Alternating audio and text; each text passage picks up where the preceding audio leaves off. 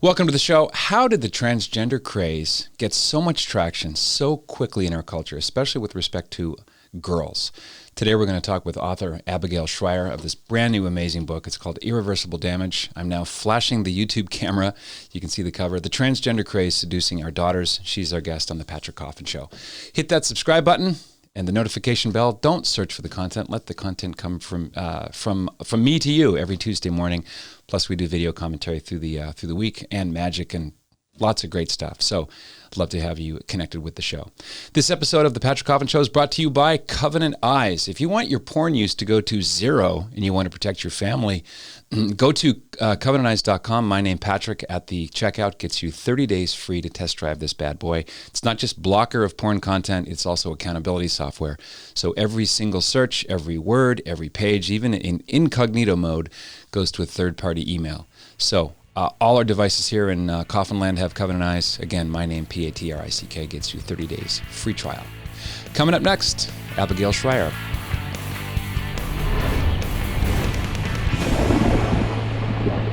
Welcome back. As promised, Abigail Schreier is a Wall Street Journal writer. She has degrees from Columbia College and University of Oxford and a little place called Yale Law School.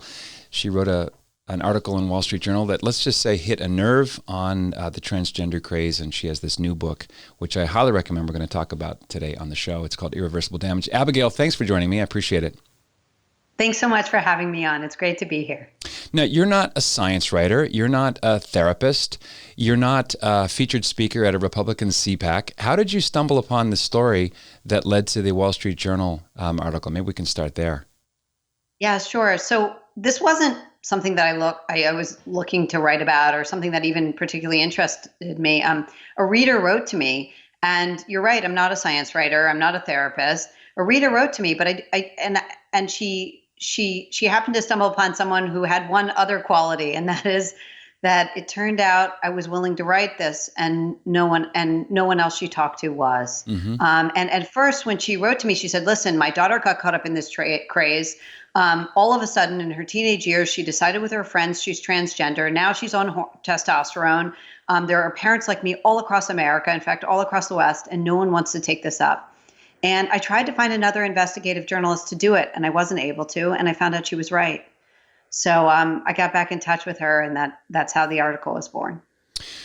One thing that interested me greatly, in addition to the notion of social contagion, especially online sub forums and YouTuber influencers who I can tell from the many interviews that you did with these people, they themselves are confused, and they've sort of scattered their confusion through their own programming. And we're at a situation now where a teenage girl that goes through a period of confusion, which is about 100% of them at some point in any normal human life, is now told different equals, well, you've got to be trans.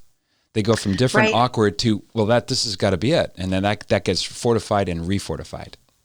Right. So you don't have to be looking for a transgender influencer to find one. A lot of the girls I talk to, or their parents I talk to, their daughters stumbled upon the page through an art sharing website or some totally innocuous seeming website that really isn't about transgender people. And what they found were influencers there. They were directed to influencers. These are incredibly charismatic young teens, or 20-somethings, mm-hmm. who I sort of think of in many cases as the worst influences in every high school. But mm-hmm. they have sort of times 10 the level of charisma. I mean, they have highly produced videos. They're very addictive, to be honest. I mean, they're very easy to watch. And what they really do is they promise you that if you start a course of testosterone, all your problems will go away. If you feel uncomfortable in your body, you're probably really a boy. Mm-hmm. Early on in the introduction, you say, before 2012, I just tweeted this, in fact, there was no scientific literature on girls' ages 11 to 21 ever having developed gender dysphoria at all. That's right. Go ahead. Yeah. No, please, sorry. Well, if all you do is read headlines or go online or watch just about any TV show or commercial, this gender dysphoria thing has been totally replaced by the so-called reality of trans, that it's all legitimate, that the pronoun wars are only about bigotry and hatred. And if you're a young teen, almost 9, 10, 11, 12, if they feel it or think it, that is an ontological new reality that everyone has to respect. That's right. I mean, that's right. There's no extant scientific literature. I mean, we have 100-year diagnostic history of this thing called gender dysphoria, severe discomfort in one's biological sex. Mm-hmm. We know what it is. This isn't new. Okay. We have, it's always overwhelmingly been male, and it comes on overwhelmingly in early childhood, preschool age boys, 2 to 4. Okay. Yeah. Many of these boys would outgrow it, and some of them would go on to be gay. The majority would go on to be gay men, and some portion of them would go on to be what we used to call transsexuals. Today, out of nowhere, the population across the West is suddenly, in the last decade, overwhelmingly teenage girls with no childhood history of gender dysphoria. And there's no extant literature on this population because it's never existed before. Mm-hmm. So we know that it's not traditional, whatever it is, it's not typical gender dysphoria. And you quote the research of Jonathan Haidt about increased levels of teen anxiety, suicide, ideation, depression. Do you think there's any causal or associative tie in there, or are we just in an age of anxiety more so? So I think of this transgender, this sudden epidemic of trans identification as one important manifestation of the mental health crisis we're in for teenage girls. Haidt talked about, the enormous spike and alarming spike we're seeing among teenage girls, in terms of depression, self-harm, anxiety, all kinds of, really bad, self-harming behaviors. And this is one form of them and one part of that story. And these are girls are self-harming through gender surgeries, hormones, and the binders. They were all of that. By binders, you mean the compression garments. Compression garments to eliminate the visibility of breasts. Right. It compresses breast tissue to such an extreme extent that these binders often deform breast tissue. They can lead to shortness of breath, cracking of ribs. These are not, this is not like a sports bra. Right. I'm going to be hopping in and out of your research because I want people to, if you have a pen, you want to write this down before you get the book. Haidt points out that the average rates of self-harm reflect the same spike in an increase of 62% since 2009 among teenage girls. Among preteen girls aged 10 to 14, rates of self-harm are up 189% since 2010, nearly triple what they were only 6 years before. Now, what really got my attention, Abigail, was your focus on the invention and release of the iPhone in 2007. That seems to be a kind of Rubicon that got crossed. Tell us about the iPhone. Right. So, scholars who study that, Jonathan Haidt and also Jean Twenge has looked into this, the academic psychologist Jean Twenge. The introduction of the iPhone happened in 2007, and a few years later, it would take some time, but within the next decade, a majority of teenagers would own one, and many of these teenagers will claim to be on their phone almost all the time. Mm-hmm. And we can study when they look at the rates of anxiety and self-harm, they're able to pinpoint it precisely to teenage kids, especially teenage girls, being on social media, because it causes them severe distress. The constant competition with each other, the constant feeling like your body will never measure up to your perfectly, face-edited friends, mm-hmm. because of course the images don't reflect reality. But they do torture our teenage girls, unfortunately. I know the issue of self-harm, that phenomenon is connected with a lot of complicated causal factors, and you don't simplify things, and I don't want to right now. I'm wondering though if you think that self-harm, like cutting and so on, in this case, is a kind of literal rejection of the body as female. Absolutely. I mean, this is about the most self-abnegating thing you can go through. You transform yourself with testosterone. What does testosterone do to the body? It does a few things. One, it delivers a euphoria. So these girls feel great, and it suppresses anxiety. They feel bold and great, and they can't wait to tell their friends. It also redistributes fat. So when they're going through a difficult time in their bodies, they feel better about themselves. But it also leads to all kinds of bad things as well. Permanent body hair, facial hair, a deepened voice, It alters private anatomy, and it can lead to infertility. This is, and these girls, they start on testosterone, they remove their breasts, they get a new name, they cut off their families. It's about as big a transformation as one can imagine, short of suicide. Yeah. And it's, as you point out, it's more profound than sexual inclination or orientation, more profound than just a pronoun switch. Male and female is really the first data of experience you notice about someone when they walk in the room. That's right. I mean, for these girls, unfortunately, what this really is, this is not typical gender dysphoria. These are not young transsexuals discovering themselves. What these girls are doing is they're really self-harming. They're in a lot of genuine distress. They're self-harming. And unfortunately, nobody is stopping them or even overseeing their immediate gratification in terms of hormones and surgeries. Any data that you found connecting the absence of a salient father figure or an abusive father? Is that any part of this mix? Actually, I have not seen that. And in fact, I would be disinclined to believe it. I'll tell you why. Because most of the calls I get are from upper middle class and middle class girls. These come from highly educated families. It's usually two-parent. Although in some cases there's a divorce, but very often two-parent families. But I will tell you this, they are overwhelmingly politically progressive. And although the father is very caring and very present, very often the whole family goes along with the daughter's initial announcement that she is pansexual or lesbian, and they get really into sort of the whole LGBTQ, phenomenon as their daughter identifies, instead of sometimes putting the brakes and saying, hold on, honey, you're 12. We don't need to announce this on social media. We don't need to change our family life. If this ends up what you want as an adult, that's up to you. But this is not something we all now have to join in as an activity. You're really only 12. That announcement on social media kind of solidifies things prematurely and artificially, doesn't it? And it kind of sets up a public persona that's much harder to walk away from. Once you've committed to it, especially with the name change, awfully hard to walk back off that ledge. That's right. I'm very against personal identity announcements online that are things that, that any kind of sexuality. I mean, imagine a young girl would have come to you at 12 and say, I want to list myself as boy crazy online. Okay. Right. So she's heterosexual. Imagine what kinds of men will contact her now. 100%. She is right. So we wouldn't do it in that context. But for some reason, when a child says, oh, I want to just make an LGBTQ announcement, parents are more willing, very often to go along with it, thinking somehow it's harmless. But it's not. They're sending up a signal to adults, and they're solidifying an identity which may not be accurate. Mm-hmm.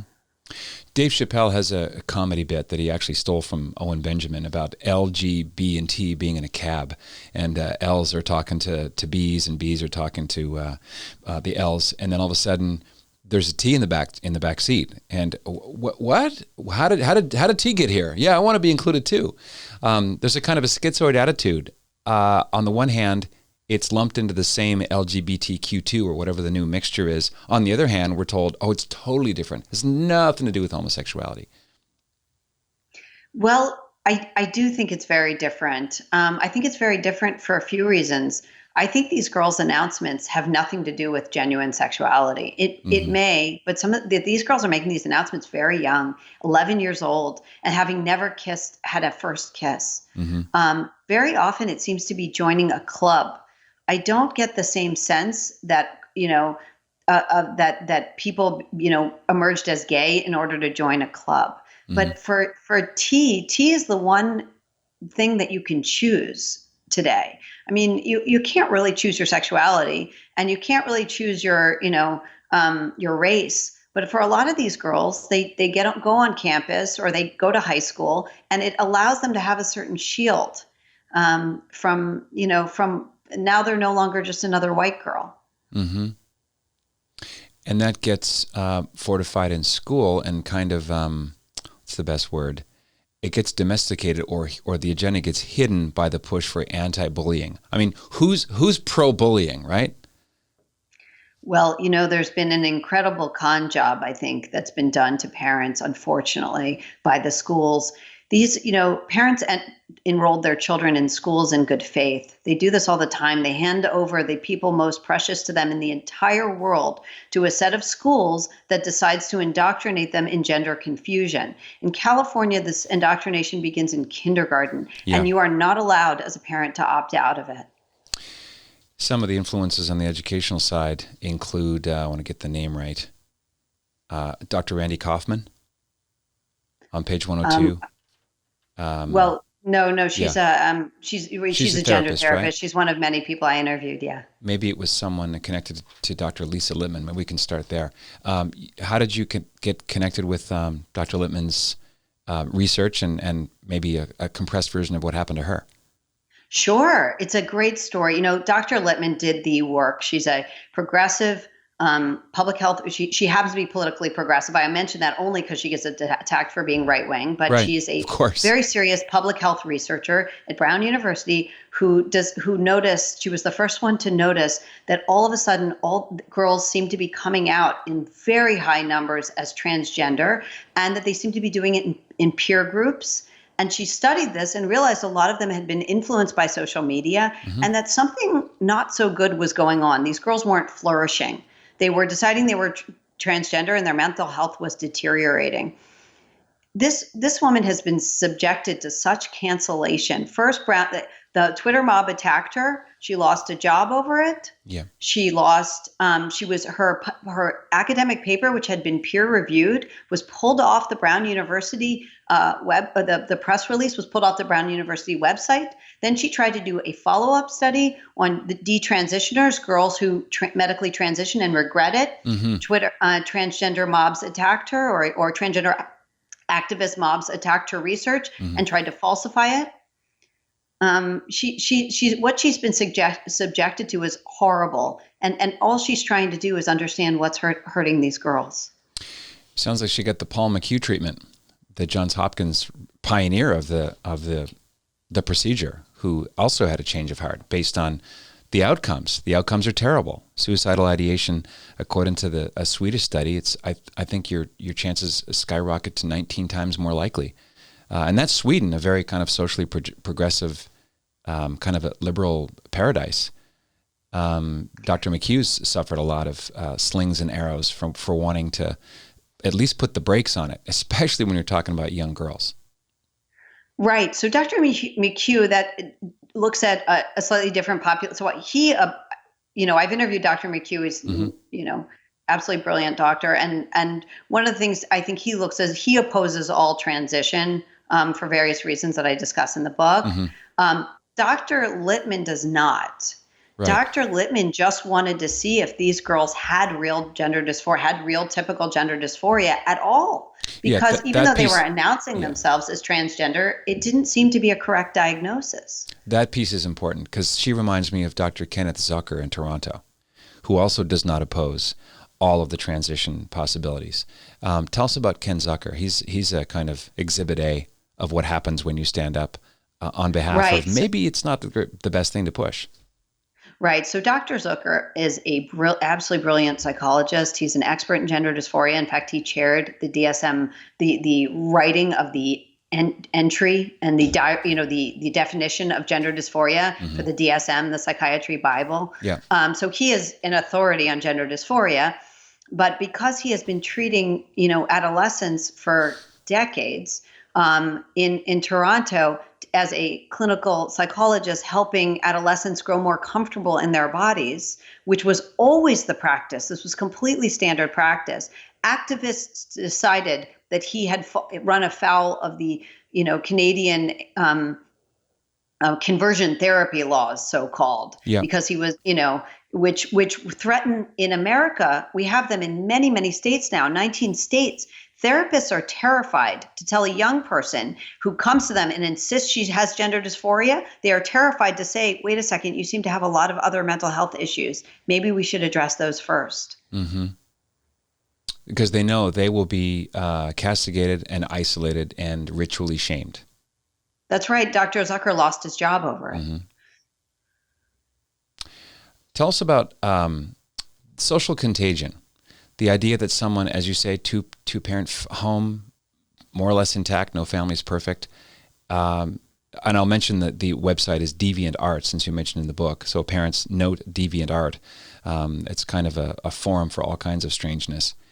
The desire to be part of a group, a clique, especially in our case, a young girl feels like an outsider, a little awkward, maybe tomboyish, or otherwise kind of verging toward emo or goth, and all of a sudden they're linked into thousands and thousands, maybe more, of kids who sort of feel like them, who now all of a sudden they have a tribe.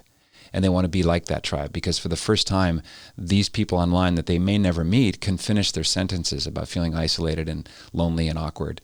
And they glom onto this trans thing it's, hi, I'm trans, and that becomes their new identity. And as you point out in the book, it happens fast, under the parents' noses. Right. The thing to understand for if you're in Gen X is that Gen Z, this young generation that starts roughly in 1995 or 2000, they spend far less time with each other in person than we do, up to an hour less per day with their peers. And even when they are in person together, they're usually on their phones, which means they don't go to each other for comfort anymore, and they're not giving each other comfort anymore. They're figuring out who they are in life by asking the internet. And unfortunately, the internet is full of bad, sort of bad answers for them, or, not very helpful advice. Ray Blanchard and J. Michael, is it Bailey? Mm-hmm. Two other researchers that have been shellacked for incorrect speech. What happened? What was their experience? So I believe Dr. Bailey wrote a wonderful book called The Man Who Would Be Queen, which was enormously, his expertise, he's an academic psychologist, and his expertise is, I think, paraphilias in any event. He wrote this book about what was then called transsexuals. It was enormously sympathetic and compassionate to transsexuals whom he's, worked with, and so compassionate. In fact, it was nominated for the Lambda Literary Award because it was wonderful. In fact, when I read it, I thought, wow, this is clearly someone who is, I thought he was going to be very pro the gendered ideology that we're seeing. But because he was reporting in that book on autogynephilia, which is something Ray Blanchard discovered, basically in the book, Dr. Bailey explores the idea that some of these, transgender, I guess, women, but biological men are turned on by the idea of themselves as women, and they're still turned on by women. Okay. I see. And which is true. And that was something that was not okay. They withdrew his nomination for the Lambda Prize, and he was, he got in all kinds of trouble in his university. They tried to revoke his tenure because he was, any scientist who explores this in an open fashion, explores, any aspect of, transgender life or anything that was once, gender dysphoria or anything around that, really stands to lose their jobs, their reputation. It's a real threat. There's almost a fundamentalist zealotry behind the persecution, because these are all the people that you mentioned are scientists or people who work in the human sciences field, broadly speaking, if they're therapists. And I thought science was about letting the ideas surface and be debated and have, false premises refuted by evidence. This sounds like pure, naked, blunt censorship of politically incorrect ideas. Am I overplaying the card? No, and you may even be underplaying it. I think people need to know how thoroughly politicized our science has become, so much so that doctors will contact me. There's a wonderful new organization that cropped up called SEGM, which is, I think, Society for Evidence-Based Gender Medicine. And these are a group of scientists who are horrified that they show up for medical conferences now, and I've interviewed the leadership, they're wonderful, and they show up for medical conferences, and instead of an honest assessment of risks and benefits when it comes to transgender medicine, it's a celebration zone.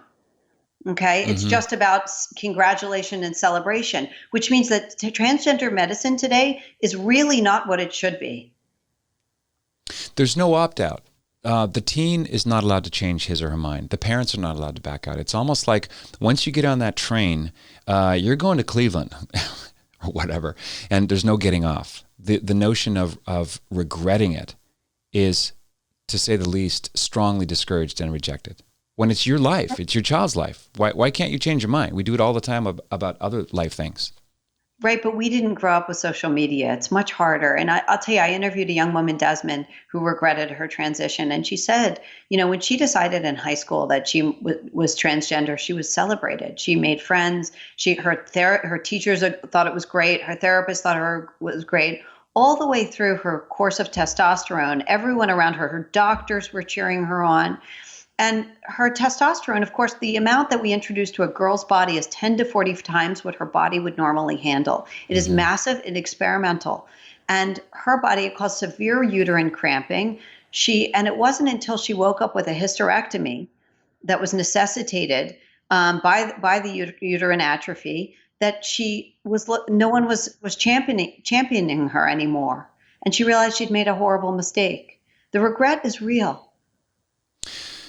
Part of the contagion is certainly it got jet fuel with the advent of social media platforms, TikTok, Snapchat, Instagram, which is huge, Pinterest, and so on. I just discovered a wiki page devoted to transgender characters in film and television. It's astounding, and it goes back to the 70s. Myra Breckenridge, 1970, Raquel Welch. What I Want, 1972, Glenn or Glenda. The Jeffersons, Sleepaway Camp, Kiss of the Spider Woman, The Crying Game, Orlando, Naked Gun 3, Ace Ventura. Some of it's comedy, but most of it is straight drama. Pardon the metaphor. Better Than Chocolate, Wild Zero, Hedwig and the Angry Inch. So Can I ask you a question? Yeah, sure. Oh, go ahead. Oh, I'm just getting to the age. Who on earth was transgender on the Jeffersons? I watched the Jeffersons. Of course. There was also, okay, I'll tell you. Was there someone transgender on the Jeffersons? this there was. George, this is 1977, season 4. George's old army buddy comes for visit after having had gender alignment surgery. Oh, okay. Yeah. I didn't remember that. Moving on up to the east side. The World According to Garp, John Lithgow's character was Roberta Muldoon, a what we would now call transgender. There's hundreds. I'm not going to waste time doing this. I've only got to H, and I skipped a whole bunch of them. You almost can't turn the TV on or watch a film without some sympathetic trans character. It's never not normal. It's never anything but praise and adulation cast forward. Look at the praise and the honor shown to Bruce Jenner, now Caitlyn Jenner, which is really, that was the big watershed, wasn't it? Wasn't that kind of a tectonic shift, that Vanity Fair cover? Absolutely. In fact, I interviewed one trans woman, meaning biological male, who's transitioned to being a woman, and named Crystal. And she said to me, I this is how I'm most comfortable. I transitioned, but 2015 was hell for me, because when Caitlyn Jenner did that, everything changed. When she was on the cover of Vanity Fair, everything changed. Crossing the street to hug me and celebrate me. Mm-hmm. And she said it was very embarrassing. I knew I didn't look perfectly like a woman, but that was really embarrassing for me and uncomfortable. And, it did change. And here's how it affects these girls. So these girls who are in pain, just like girls have for years, right? For decades and decades, if not hundreds of years, when girls are in pain, they look to the culture to explain their pain. And in other eras, they have explained it in terms of, oh, I'm so fat, or, right? Yep. All the way back to the witchcraft trials, right? And today they look to the culture and say, oh, I have gender dysphoria. That's what my pain is. Yeah. You draw a really funny analogy. It kind of cracked me up, because you could swing it into a stand-up routine, and that is the way we treat anorexic people is very different from the way we treat girls who are now identifying as trans. If someone has an eating disorder, we don't validate it by calling them fatty because they want you to, because they believe they're fat. Right. I never thought of it that way. Yeah. Right. So the analogy is, a girl shows up at a therapist's office and says, I'm so fat. I feel so fat. Please call me fatty. And imagine if a therapist were to say, all right, fatty, now let's talk about how to get you liposuction. And Yeah. unfortunately, when a girl shows up and says she has gender dysphoria and she's probably trans, that because of affirmative care, which is the standard now that nearly every medical professional organization has adopted, because of affirmative care, the doctor's job is to agree with the patient's self-diagnosis and encourage her in it. And the only job there are now facilitators to help her get the testosterone she wants. That was never the job of doctors before, just to placate the patients. And that's what Randy Kaufman doubles and triples down on, right? You have to go in one direction only. And think of it, it's at the whim of the preteen girl, because she's presumed to know best about her. Well, she doesn't know best about almost anything else in her life. She knows best about the most profound thing about her sex. I think that the moment that a young girl makes an announcement that she is transgender, she is regarded, unfortunately, by schools, by therapists, by doctors as a kind of prophet. And everyone suspends all judgment and everything we have ever known about teenage girls and how much, angst they naturally have or what else might be wrong. And instead of questioning it and trying to see if she's getting the right care, they immediately celebrate her, encourage her, and fast track her medical transition. One of the movies I was going to mention was Big Boys Don't Cry, Hilary Swank's Oscar-winning performance as a boy wanting to be a girl, Brandon Teena, who ends up getting raped and murdered. Before that, it was primarily a boy-to-girl transitional track, but it reversed. Well, there's always been some girls, just a tiny, tiny number, and they usually experience gender dysphoria in early childhood. I talk about the Hilary Swank movie. It's excellent, Boys Don't Cry. And I talk about it because that was the model of real gender dysphoria. What that very real character portrayed, I think her name, Tina Brandon, who then became Brandon Tina, was a very real experience of what it's like for someone who really just has dysphoria and really wants to pass as the opposite sex. That's not what we're seeing among these teen girls. They're not really trying to pass. What it looks like they're trying to do is escape womanhood, because they don't adopt the stereotypical habits of men. They are not trying to really be men. What they often will tell you they want is to be queer. They want to be seen as this other group. But it's not men. They don't want to be cis men at all. They're looking to be something else. They want to identify as part and get under that LGBT umbrella. Do you know who coined the phrase cis? It's always struck me as an odd way to make taboo what is naturally given by nature. An average, normal, natural man who's attracted to women. That's been redefined as a kind of almost an N-word, cisgender, cis male. I think you're right that I don't know who coined it, but I think you're right that is one of the more troubling aspects of this, this craze, is that once you enter it, you see online, there's a lot of in-group, out-group pressure. Sure. It portrays everybody who's not trans as the enemy. Kids who identify as trans feel a lot of pressure never to desist because they're so demonized if they stop identifying. Yeah. It's not a healthy world online that these kids are entering. You tracked several of these girls, interviewing them and their families where possible, and at the end you kind of revisit them. And many had just kind of drifted off and saw it as a phase. Even if they still want to be called queer, they have let their binders go. They've disconnected from that social contagion hive. And I was very moved by the parents' decision in some cases to just move, literally move across the state, go on an RV trip, unplug from the white noise. These parents are extraordinary because they're up against so much, and what some of them have been willing to do, and all of them, nobody calls me who doesn't end up crying. Because they care so much about their daughters. They are so devoted. They are so horrified that she would turn on her own body this way. And they see that it's not making her happier. And the lengths that some of these parents have gone to try to extricate her from this, what they sometimes describe as a cult, is really remarkable. A lot of them reminded me of Chris McNeil, the character played by Ellen Burstyn in The Exorcist, not to press the analogy too far, but she goes to this doctor, that doctor, and the whole cadre of them, she finally explodes and says, you guys are full of BS. You cannot help her.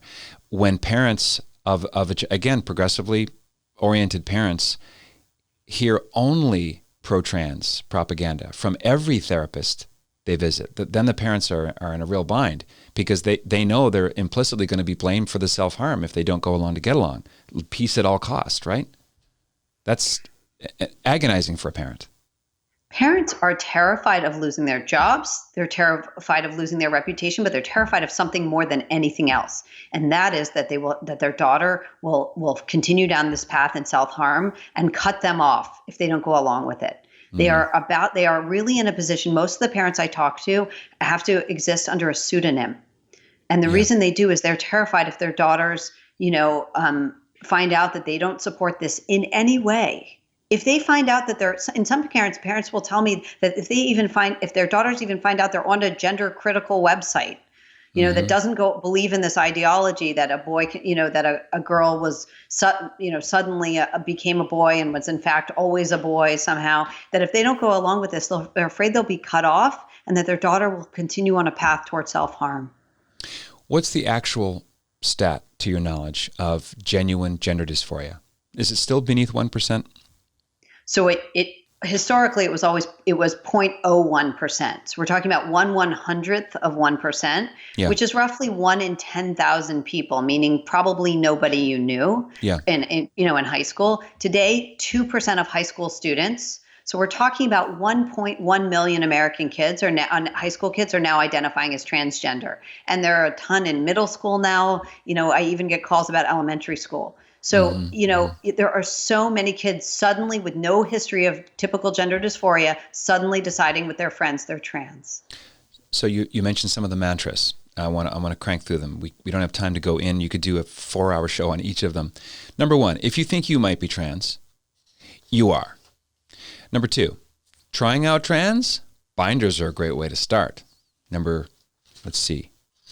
was number 2. Number 3, testosterone, or T, is amazing. It may just solve all your problems. Number 4, if your parents loved you, they would support your trans identity. Number 5, if you're not supported in your trans identity, you'll probably kill yourself. Number 6, deceiving parents and doctors deceiving doctors and parents is justified if it helps transition. Number 7, you don't have to identify as the opposite sex to be trans. That's the line from Chase Ross. The deception part is very important. Parents need to realize that school administrators and counselors will not tell you what's happening to your child in public schools. In fact, they will create forms and fill out forms that create a separate identity for the children at school. This is policy in California. I have also heard it as policy. I know it is policy in New York. I've also heard in New Jersey public schools. They will keep this information from the parents. They will identify the child by that new name they have chosen and very often send home separate forms to the parents with the child's name. So parents will call me having had their children identified by a different name, use different bathrooms, and even stay with the opposite sex kids on the overnight without ever being told by the school. Talk a little bit, Abigail, about what happens with regret when it arrives. I've interviewed Walt Heyer, who lived for 7 years as a female identity named Laura Jensen. And then he says 7 to 10 years is kind of the zone where regret will set in. In his case, he became an alcoholic and 1 or 2 suicide attempts. You never learn because you're not permitted to talk about the regret. What's the typical outcome of a girl who's encouraged to do the full either top or bottom surgery, who says this was a mistake? Then what? So obviously this is a new phenomenon, so we don't totally know. But I will say that these detransitioners, I want to give anybody who's thinking about detransition, after going through medical transition as a teen girl coming back, I really think I want to give them hope, because these are a remarkable collection of young women. They are, they are finding themselves again. Some of them are coming out as lesbian. They are pursuing all kinds of things, and there is life after transition. And it's important that our teen girls know that, because very often when they hit, say, about 25, and their prefrontal cortex finishes developing, sometimes these girls know themselves better, and they decide this was never for them or who they really were. And they do go on to recover themselves and have all kinds of new insight about life and themselves. The last time I checked, Amazon was declining paid ads for your book. Is that still true? Yep. In fact, I think it sells keywords to every competitor book.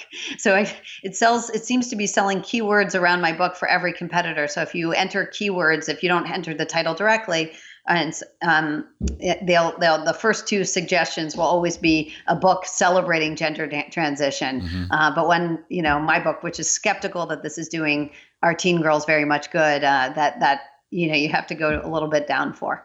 Well, the oligarchs who run big tech are fully in the same tank that's identified with the Democratic Party worldview, that in states like California, which is becoming more and more blue all the time, it's Peter and Paul. It seems to be lockstep. People with politically incorrect thoughts and books get banned. They get banished. They get canceled. I hope it doesn't happen to yours, but that seems to be the trajectory.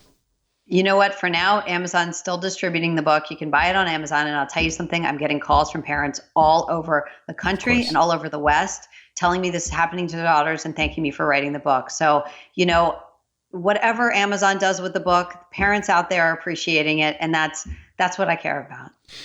I'm obviously making it available through a link at patrickcoffin.media. Is there an abigailschreier.com yet? Is there some like a forum where people can connect? Because I know I'm going to get a lot of parents contacting me to want to connect with you, but you can't be cloned yet. So I'm on Twitter. So it's the easy way to connect with me is on Twitter. Yeah. Abigail Shrier. Awesome. That's Schreier. Yes. Wonderful. Well, I've got 18 more hours of material, but I think this is enough of a sample. You write like a dream, Abigail. Every page is a new, winsome way of putting things that goes to a very difficult human experience. So I thank you for your work and your courage, and especially for this book, Irreversible Damage. Thanks for your time. Thank you so much. This is the Patrick Coffin Show. Be a saint. What else is there? Hey, this is Patrick Coffin. If you like what you see and hear, and you want to see and hear more, consider joining Coffin Nation as a full member. Just click right here and find out more about what that means. Nipsey, my fedora. That's Coffin Nation, the world's largest online community of culture builders. Click right here. See you on the inside.